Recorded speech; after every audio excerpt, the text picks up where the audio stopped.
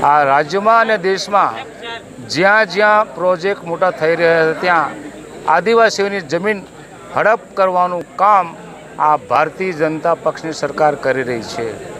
Hydro project ત્યાં થાય, વીજળી કોને મળવાની? આદિવાસીઓને મળવાની છે। આદિવાસી ગામડામાં હજુ પૂરતી વીજળી પહોંચી નથી।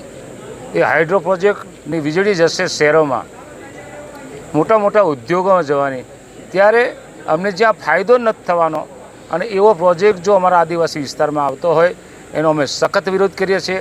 ત્યાંના જે આદિવાસીઓ જે લડત ઉપાડી છે એ લડતમાં અમારો સહયોગ રહેશે।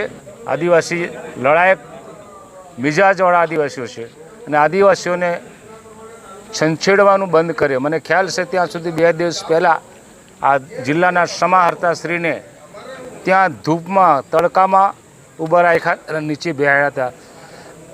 એ અમારા આદિવાસીઓની તાકાત છે। એની સાચી વાત સરકારને સાંભળવી પડે અને સરકાર સાંભળે ને આદિવાસીઓ સાથે પરામર્શ કરે તો જ આગળ વધાય। આદિવાસીઓ હવે સમજી ગયા છે